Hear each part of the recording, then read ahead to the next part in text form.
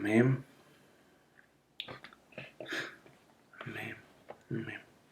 Qué preciosa forma de entrar por la puerta de la aurora, por la puerta del amanecer hoy. Quiero invitarle que me acompañe a Gálatas 3 y vamos a leer el versículo 23 y el versículo 24.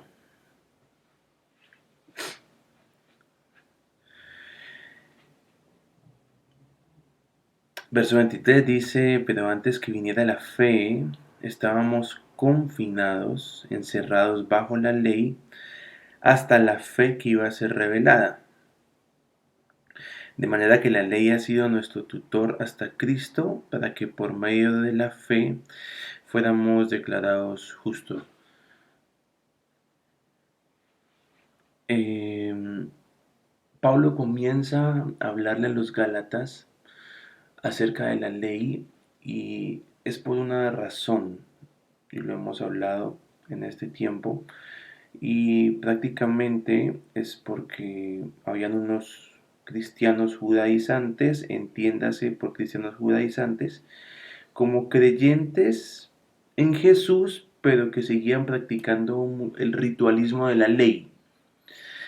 Y estos cristianos judaizantes venían convenciendo a los hermanos de Galacia que era necesario circuncidarse, eh, guardar las fiestas, aquí y allá, todo un tema, ¿no? Así que Pablo les está hablando acerca de qué es la ley y por qué era necesaria la ley. Lo hemos estado revisando desde la semana pasada que arrancamos con el capítulo 3. Eh, y aquí Pablo sigue hablando acerca de qué es la ley y por qué la ley eh, terminó siendo caduca, ya no aplica, y qué es lo que aplica ahora. Y el versículo 23 del capítulo 3 es muy diciente en este sentido. Dice: antes de que viniera la fe, estábamos confinados, encerrados bajo la ley, hasta la fe que iba a ser revelada. Es decir, había una fe que se iba a revelar, que no estaba, y estaba la ley. Es decir, que la ley hace una suerte de fe en el antiguo pacto, y en el nuevo pacto, como viene la fe, la ley no es necesaria. Podríamos decir entonces que en el antiguo pacto, ahora piense cuando digo antiguo pacto, en el antiguo pacto, no piense en el Antiguo Testamento, porque es totalmente incorrecto. En el antiguo pacto la gente se movía en la ley, se movía por la ley. En el nuevo pacto, es decir, lo que Cristo viene a inaugurar, lo que se mueve es la fe. Ya la ley, ya no nos podemos mover en la ley, sino en la fe. Pero ¿qué es esto, no? ¿Qué es este tema de que estamos o en la ley o estamos en la fe? Y a ver, piensen en lo siguiente. Paulo está peleando contra el espíritu religioso porque querían hacerlos volver hacia la ley o querían llevarlos hacia la ley a los hermanos de Galacia.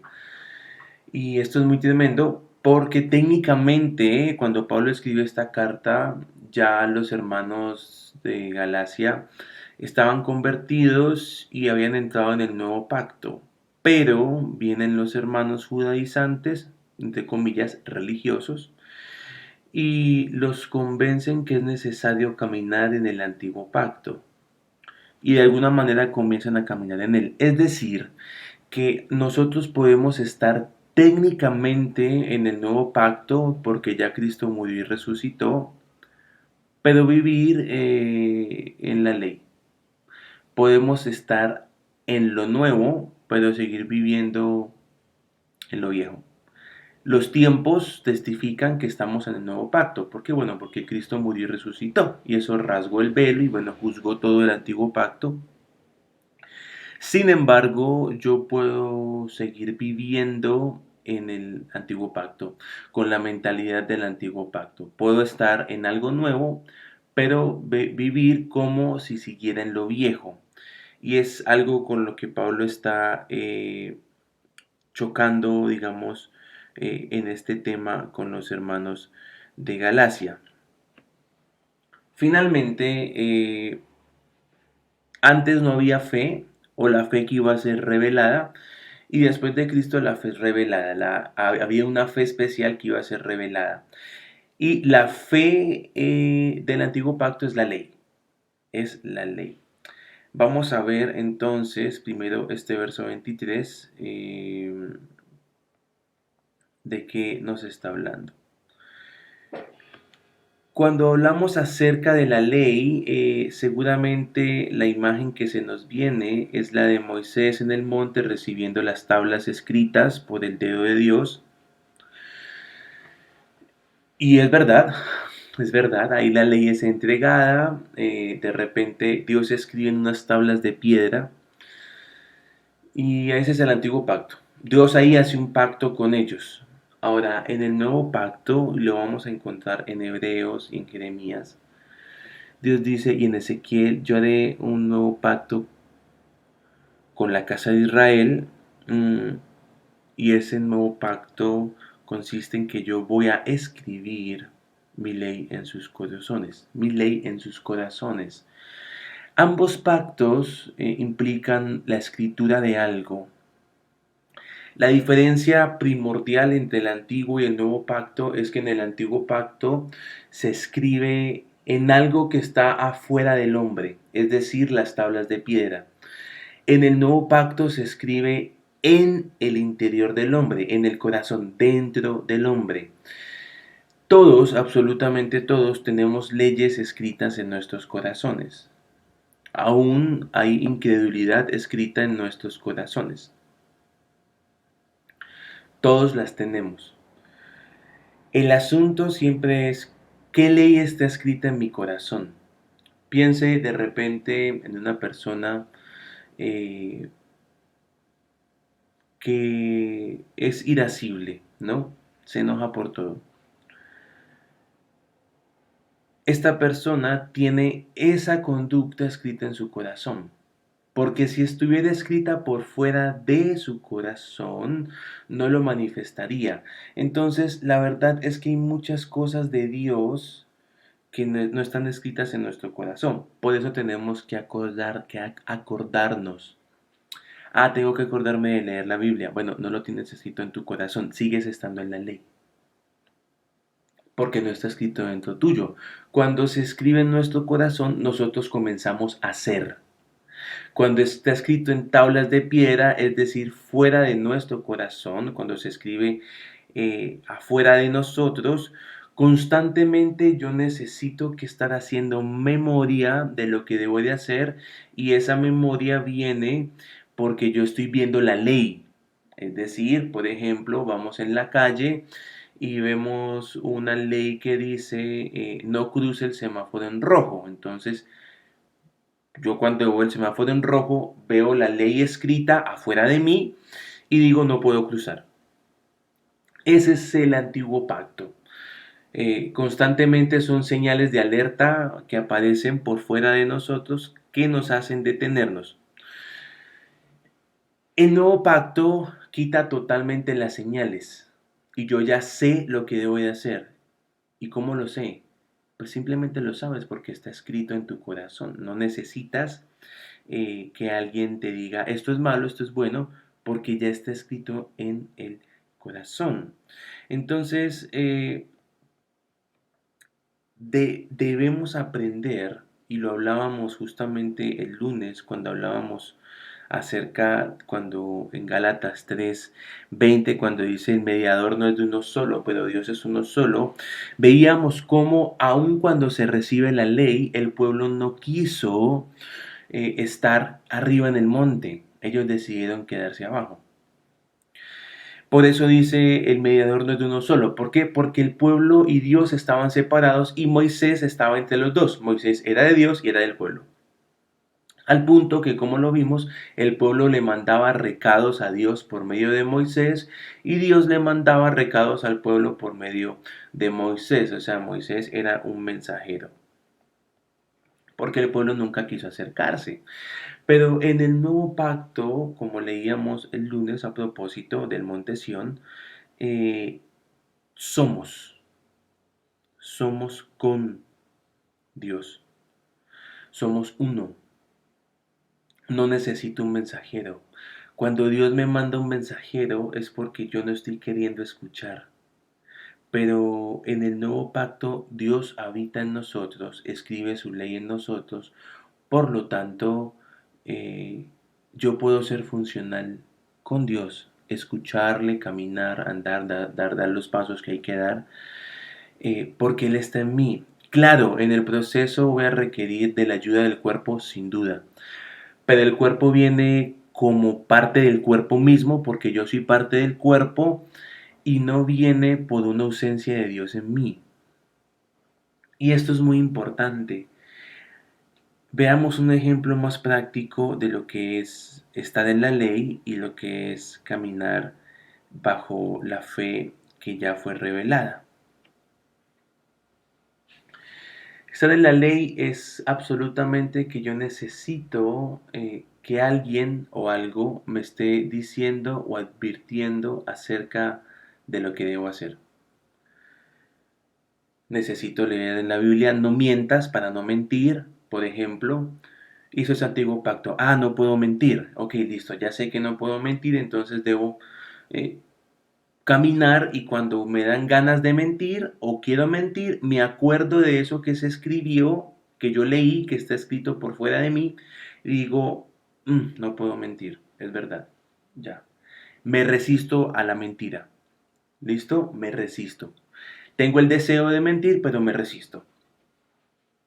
En el nuevo pacto, como la ley se escribe en mi corazón, de repente el deseo de mentir no está. Ni siquiera la idea de mentir se cruza por la cabeza. ¿Por qué? Porque la mentira no me habita, porque no está escrita en mi corazón. Cada vez que tenemos un deseo eh, contra la voluntad de Dios, es porque eso nos habita. Si yo tengo deseos de mentir, es porque la mentira me está habitando. Y la ley no resuelve ese asunto. Por eso dice que la ley no podía justificar ni hacer justos, porque la justicia no es por lo que hacemos, es por lo que somos. Entonces yo no hago mentira, yo soy un mentiroso.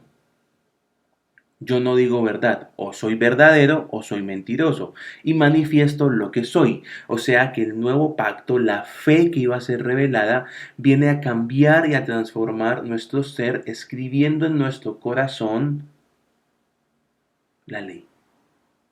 ¿Es decir que la ley está abolida? No. La ley debe ser escrita en nuestro corazón. Entonces, ¿qué es lo que dice que antes de que viniera la fe estábamos encerrados, hasta antes de que viniera la fe estábamos encerrados bajo la ley, hasta la fe que iba a ser revelada? ¿Qué es, bajo qué exactamente estábamos encerrados?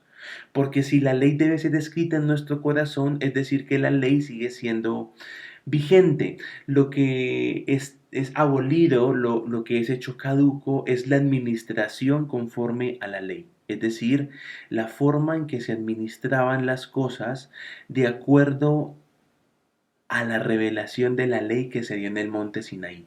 Dios y el pueblo separados. Y un intermediario. ¿Quién? Moisés. Es la forma de pensar, la mentalidad de la ley, lo que está completamente caduco. Es decir, estoy separado de Dios. Es decir, esa mentalidad religiosa donde yo creo que tengo que hacer. Pero hace algún tiempo yo leía eh, algo que colocaba un hermano de Argentina y decía, es tiempo de hacer lo que somos.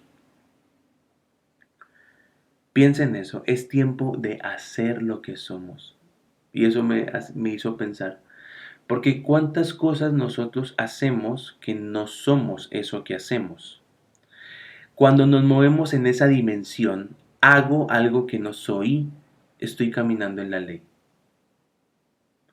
Porque estoy caminando en obras.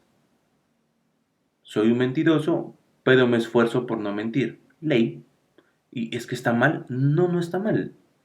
Mentir está mal y esforzarnos por no mentir no está mal. ¿Y cuál es el problema? Que sigues siendo un mentiroso. Por más que te esfuerces de dejar de mentir, si tú sigues siendo un mentiroso, al final del día vas a terminar mintiendo. Y al final del día vas a ser un mentiroso. Por el contrario, si yo no soy mentiroso, sino que soy verdadero, yo no me voy a esforzar por no mentir. Yo no me voy a esforzar por decir la verdad. Yo simplemente soy verdad. Por lo tanto, manifiesto, exteriorizo la verdad que yo soy.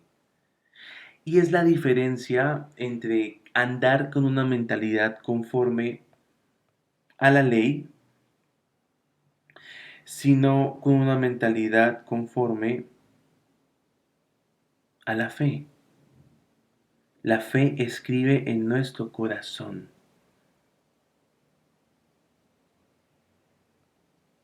La ley nos transforma. La ley, la mentalidad de la ley del antiguo pacto no nos puede transformar.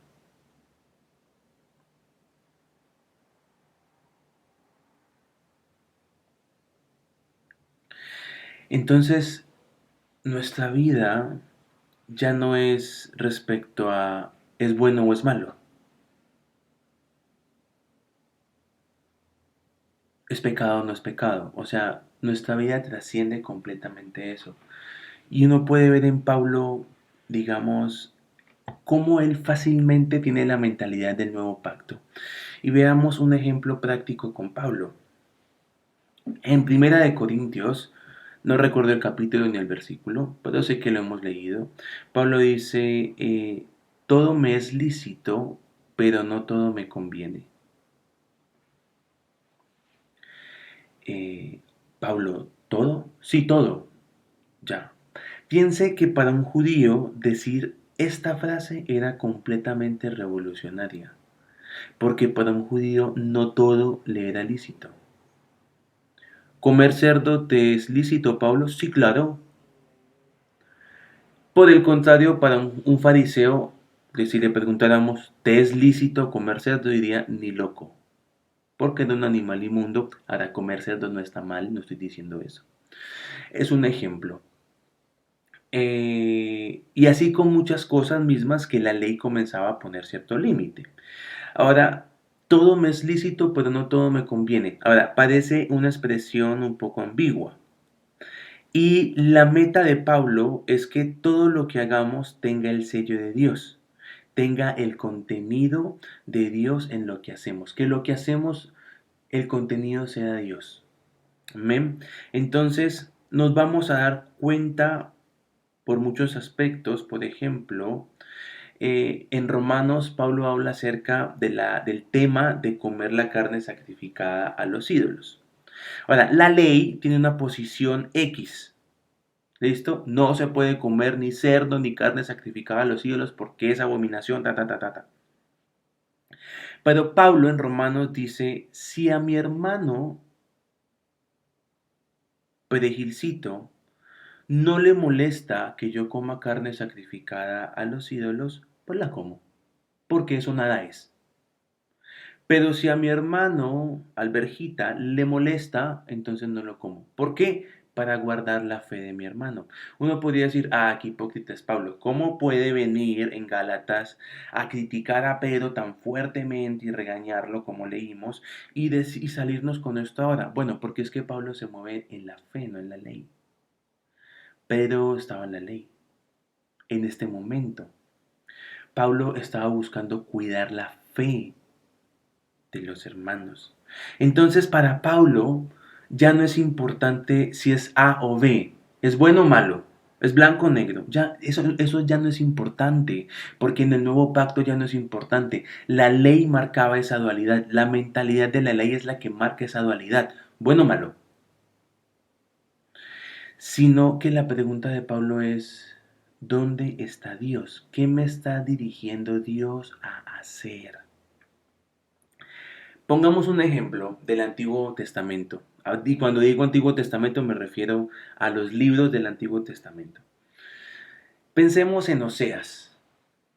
Dios manda a Oseas a que se case con una prostituta y no solo que se case, sino que la ame, no solo que la ame, sino que tenga hijos con ella.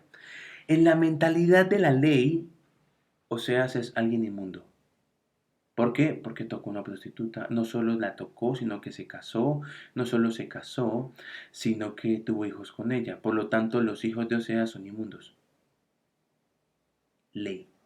En la mentalidad de Dios, cuando uno lee Oseas, se da cuenta que él está siendo dirigido por Dios en todo.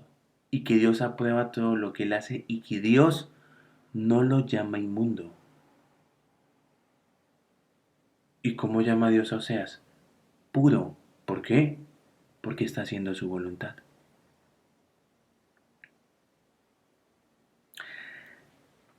Obviamente, caminar en la fe que fue revelada exige que nosotros estemos atentos constantemente a lo que Dios está diciendo.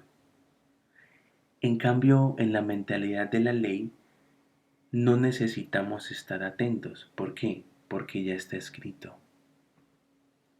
Escrito está, ya lo sé.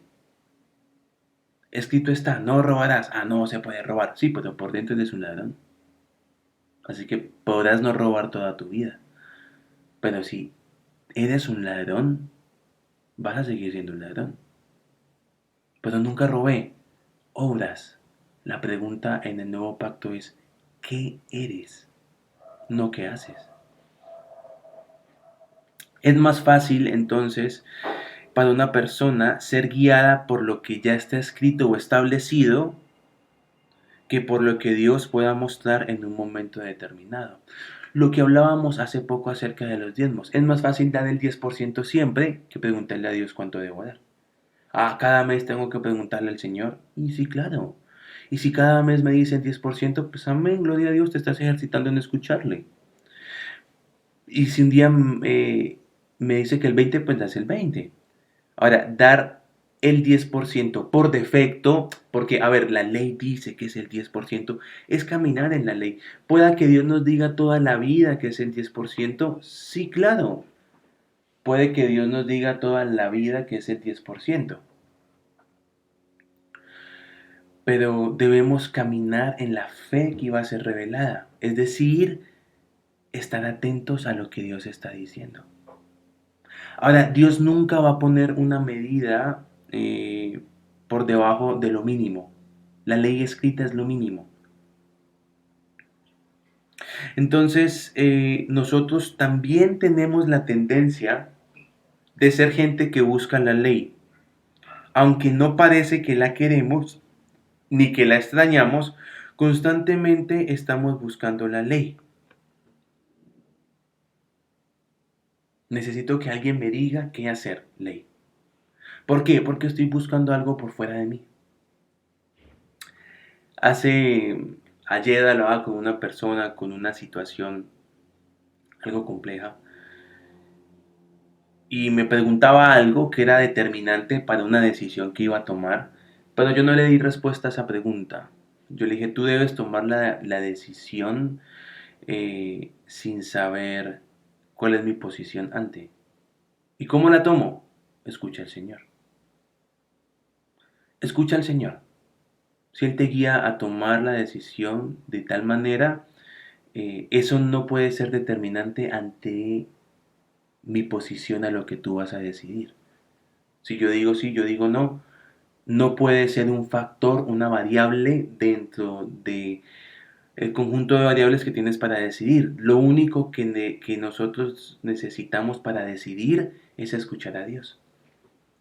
Y un cristiano que escucha a Dios de un cristiano que no escucha a Dios, de un mundano, se diferencia prácticamente en la forma en que deciden. Entonces lo que Pablo dice y habla acerca de la mentalidad de la ley y la mentalidad del nuevo pacto, ¿qué es lo que está diciendo aquí? Antes de que viniera la fe estábamos encerrados bajo la ley. La ley nos esclavizaba. Entonces Pablo, la postura de Pablo es esta. ¿Dónde ganamos más de Cristo? ¿Dónde Cristo se muestra más? O sea, se estaba mostrando más de Cristo casándose con la prostituta que quizás estando en celibato toda su vida. Por eso Pablo dice que todo le es lícito, que puede hacer lo que quiera, porque ¿qué hay por encima del espíritu? Ya no hay ley, ya no hay límites. Hay cosas que no nos convienen, ¿por qué? Porque no nos suman Cristo.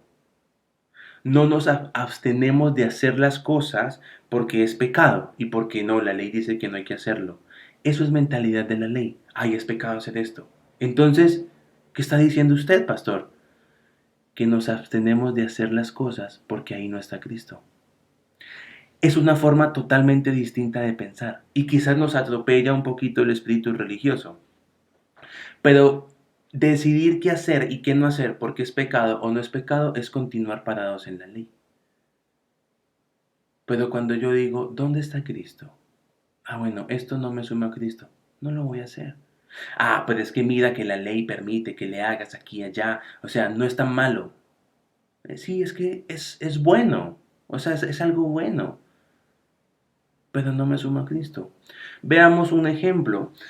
Una persona que todas las noches ve novelas y toda la tarde ve novelas. ¿La ley prohíbe ver novelas? No, absolutamente no. ¿Está mal ver novelas? No, tampoco. No, no está mal. O sea que en la ley puedo ver novelas. Sí, sin duda. ¿Y en el nuevo pacto, en la fe que fue revelada, puedo ver novelas? No. ¿Por qué? Porque no te suman Cristo. Ahí es donde rompemos. Aún hay muchos hermanos. Ah, pues es que la Biblia lo permite. Oye, viejo, o sea, no pasa porque la Biblia lo permita. Pasa porque cuánto de Cristo estás ganando con esto y cuánto no. Y nos rompe completamente. Nos rompe completamente. Debemos buscar ver ganancia en Cristo cuando hacemos cualquier cosa que hagamos. No necesitamos un calendario, no necesitamos un cronograma, fechas, porque es el Espíritu mismo que nos guía conforme a cómo le conviene al Padre para que la vida de Cristo crezca en mí. En ese sentido, hay cosas que vamos a celebrar, otras que no, porque finalmente la meta es que Cristo sea glorificado. ¿Por qué celebramos Pentecostés este año? Porque sumamos Cristo. ¿Y si no hubiéramos sumado a Cristo, lo hubiéramos celebrado? No, no lo hubiéramos celebrado. ¿Por qué nos metimos en la Pascua este año como nos metimos? Porque nos sumaba a Cristo. Y si no lo hubiera sumado a Cristo, pues no lo hubiéramos hecho. O sea, a propósito de lo que leíamos el lunes, hoy qué día es, hoy es miércoles, el lunes, en Juan 14, versículo 23, voy a leerlo. Dice, respondió Jesús y le dijo, el que me ame, mi palabra guardará y mi Padre lo amará y vendremos a él y haremos morada con él. El objetivo no es solamente guardar la palabra, sino que el Padre y el Hijo vengan a ser morada en mí. Guardar la palabra no es saberme un versículo de memoria. Eso es la ley. Debemos ser exigentes conforme a lo que Dios nos pide que exijamos. Podemos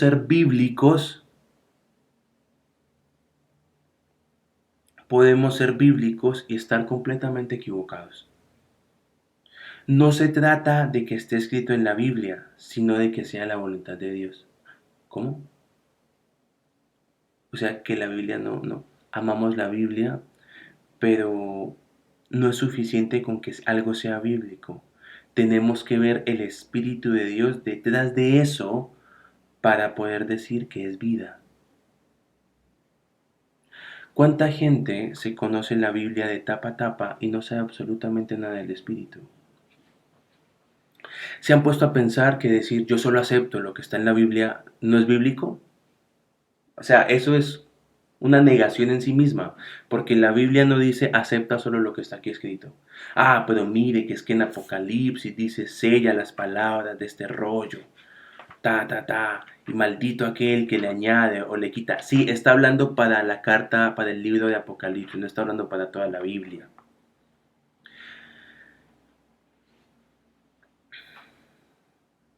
La realidad del Espíritu, que es la que viene con Cristo, que es la fe que iba a ser revelada, está por encima de la letra. Por eso Pablo va a decir, la letra mata, pero el Espíritu vivifica.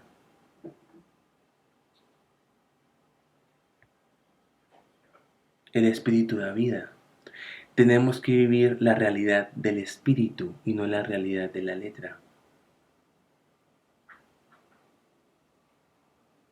Entonces leemos la Biblia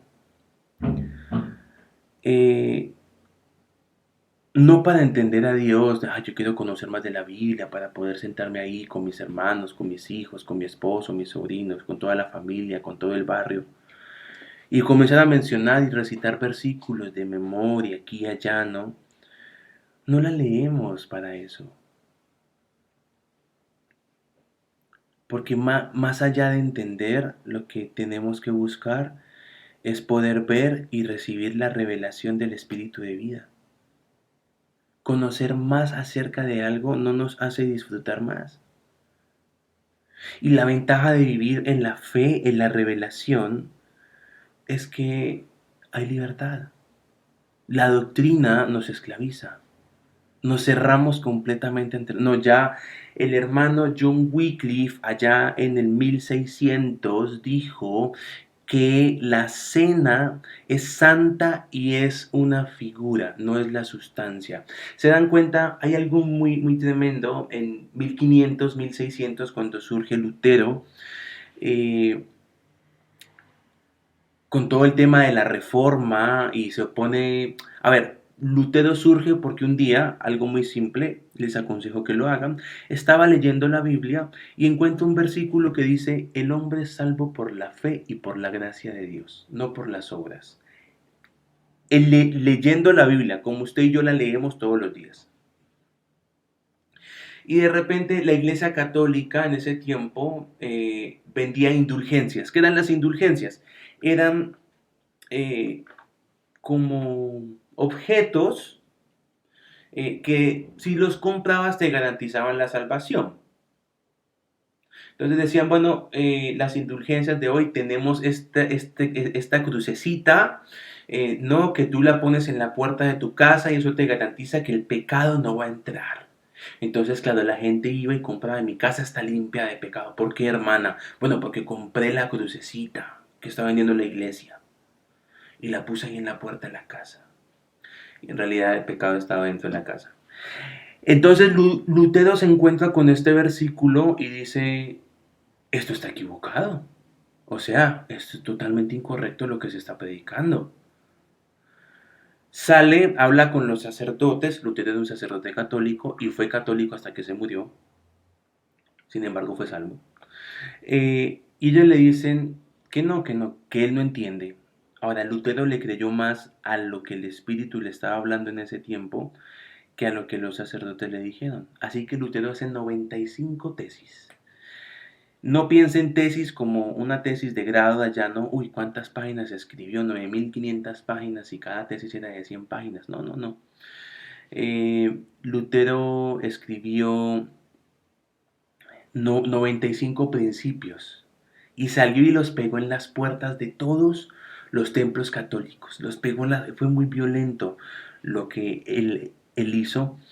Y algo tremendo es que dentro de los de la Reforma, es decir, Lutero, Calvino, Wycliffe, muchos que se levantan paralelamente con Lutero y no con Lutero, sino que junto a Lutero, es decir, es muy impresionante cuando uno lee la historia y se da cuenta que surge Lutero y Lutero surge en Alemania y en Francia surge Calvino y en Holanda surge otros reformadores, creo que es Wycliffe en Holanda, algo así es el tema, pero paralelamente surgen otros que no se conocían entre ellos, pero que el Espíritu estaba hablando lo mismo.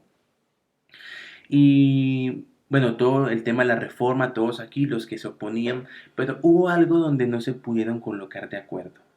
Bueno, algunas cosas, pero hubo algo muy tremendo. eh, y es acerca de la cena. Yo creo que ustedes han escuchado que hay pastores que oran por la cena, y no los estoy criticando, bendice estos elementos. Y otros oran, bendice tu carne y tu sangre. Y el otro dice, estos elementos que son el símbolo de tu carne y tu sangre. Y el otro dice, este pan es tu carne. No dice que es el símbolo, dice que el pan es tu carne y este vino o este zumo de uva que es tu sangre. Empezó una discusión en los reformadores del 1500-1600 en torno a la consubstancialidad de la cena.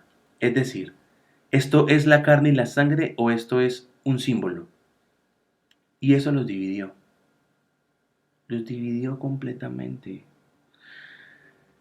Es que la Biblia dice aquí dice allá. Párala. ¿Qué dice Dios? No, pero es que la Biblia es la palabra de Dios. Sí, pero si te pones a leerla y no escuchas al Espíritu, estás tú escuchando la voz de la ley y no la voz del Espíritu. Entonces, deja a un lado por un momento lo que está escrito en la Biblia y escucha a Dios y luego vas a la Biblia. ¿Qué te dice Dios? ¿Es o no es? Ah, bueno, ¿qué es? Listo, entonces es ya. Punto. No le des más vuelta. Vivir bajo la fe que iba a ser revelada y bajo la constante revelación eh, nos hace libres. Porque siempre Dios está soltando más acerca de cualquier cosa, siempre se está creciendo y se está avanzando. La ley, la mentalidad de la ley, pone un punto final a las cosas. Ya se dijo que esto es así y punto. No piense que hay más, punto, o sea, punto final. Alguien que vive en la revelación siempre le pregunta al Señor. Alguien que vive en la fe siempre le pregunta al Señor. Y esa pregunta viene y le trae libertad cuando Dios le respuesta cuando Dios le da la respuesta. Y se cumple la palabra, donde está el Señor, ahí hay libertad. O sea que Pablo era la persona más libre de su época, ¿correcto? No tenía lío en sentarse con gentiles y comer cerdo con gentiles, y sentarse con judíos y comer cordero con judíos. Era libre, completamente libre. Y es esto de lo que le está hablando aquí. O estás en la ley o estás en la fe. O estás en el nuevo pacto o estás en el antiguo pacto. Y tiene que ver con la forma en que yo estoy administrando la vida de Dios en mi vida. Hace poco, hablando con alguien acerca de la Biblia textual cuarta, a mí me gusta estudiar mucho, revisar textos griegos, hebreos, aprender del griego y el hebreo, mirar los textos de los que te traducen, por qué te traducen, cómo te traducen, todo el tema. Y resulta que en la Biblia textual cuarta edición, en Génesis 1, permítame yo, voy allá, listo, aquí está. Génesis 1,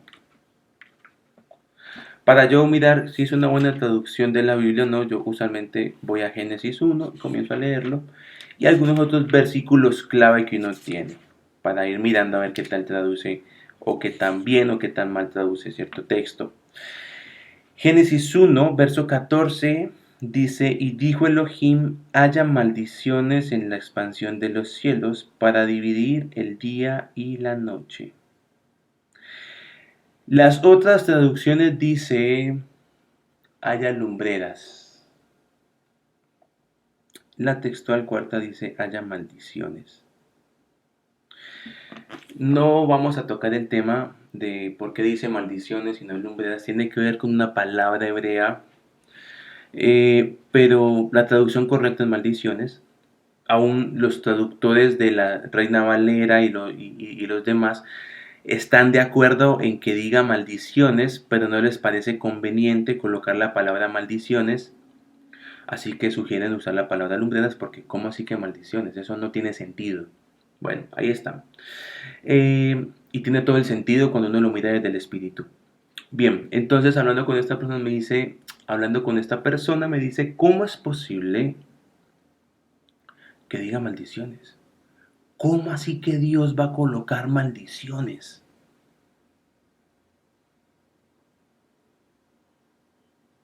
Yo le dije, pues debes de profundizar, ¿no crees? O sea, ¿cómo te cierras tan violentamente ante lo desconocido y lo nuevo?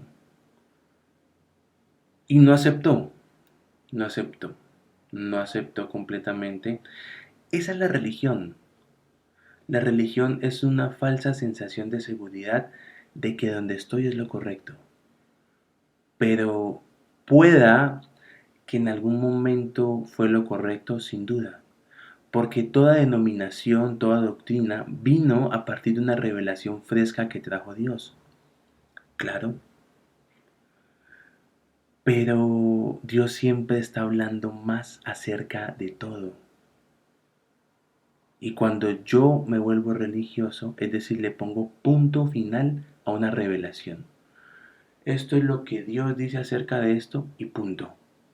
No hay más. No hay más. Y cuando Dios quiere hablar algo nuevo, nos cerramos. Porque pensamos que no hay más. Eso es vivir en la ley. Me cierro. Escrito está. Y bueno, ¿no? Ahí está. La Biblia que tenemos, de hecho, fue armada, el canon bíblico, los libros que tenemos fueron elegidos por sacerdotes católicos. Y bueno, hay más cosas ahí, ¿no? Eh, pero debemos andar en fe, en revelación, confiando que no vamos a ser engañados porque tenemos al Espíritu Santo, en dependencia total de Dios. Y en el versículo 24 dice, de manera que la ley ha sido nuestro tutor hasta Cristo, para que por medio de la fe fuéramos declarados justos. La ley nos prepara para tener fe, porque la ley son los principios de la voz de Dios, pero no es el fin de la voz de Dios. Ahora, la palabra tutor, y voy terminando, en el griego es paidagogos,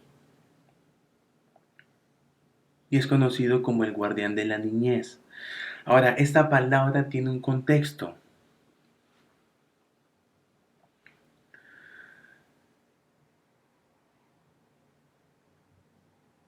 Tiene un contexto dentro de la cultura griega de la época en que Pablo está escribiendo. Un niño griego hasta los 7 años eh, estaba exclusivamente al cuidado de la madre. Es decir, un niño griego desde que nacía hasta los 7 años estaba solamente al cuidado de la madre. Pero el paidagogos de la casa, es decir, el guardián de la niñez, literalmente se traduce, si es que lo había en la casa, era quien decía lo que tenía que decir. Es decir, el niño comenzaba a aprender a hablar y el paidagogos estaba encargado de que el niño hablara lo más perfecto posible. El paidagogos, o sea, el tutor del que se está hablando aquí en Gálatas 3:24, se hacía cargo de la dirección del niño desde que éste comenzaba a ir a la escuela hasta que cumplía 18 años. No era un maestro, según lo que nosotros entendemos por maestro, sino que el pedagogos debía acompañar diariamente al niño hasta la escuela para asegurarse de que había llegado a ella sin tener percance alguno. Él le llevaba los libros, él le llevaba los instrumentos musicales porque los niños aprendían a tocar la lira. Él vigilaba su conducta en la escuela y en la calle, lo adiestraba en la moral y en el modo adecuado de comportarse. Pero el pedagogo siempre debía reconocer que primero estaba la voz de los ancianos que la voz de él. El pedagogo debía aleccionarlo en todo lo que en griego se conoce por eucosmía, es decir, buenas maneras, buen comportamiento. El paidagogos es entonces una mezcla de nodriza, lacayo y tutor. O sea que aquí dice tutor y es una de las traducciones de esta palabra paidagogos.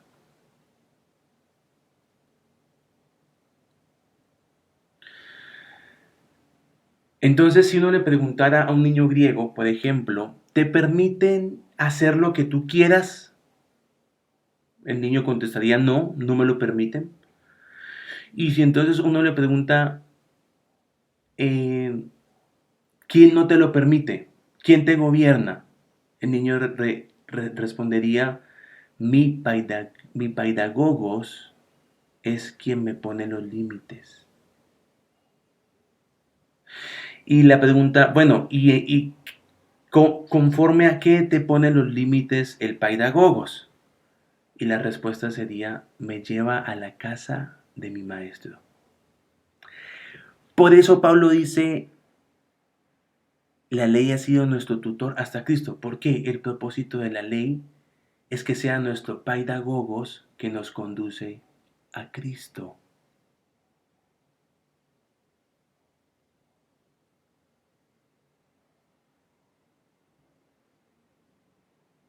La ley apunta a Cristo. Y el objetivo de la ley es llevarnos a Cristo. Es que desarrollemos una fe que nos introduzca en Cristo. O sea, hay que desechar la ley para nada.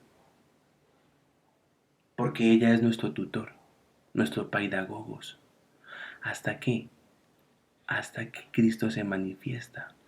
Hay una palabra muy interesante que está en una de las cartas de Pedro. Permítame leerla y cerramos con esa palabra. Voy a buscarla. Voy a buscarla.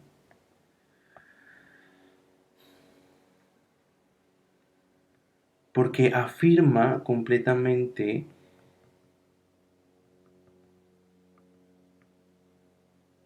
lo que estamos diciendo. Y la escribe Pedro. Recuerden quién era Pedro, lo que hablamos acerca de Pedro, ¿no? Que se sentaba aquí, se sentaba allá.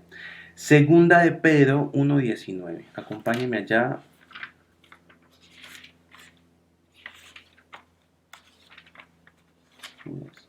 Segunda de Pedro 1:19.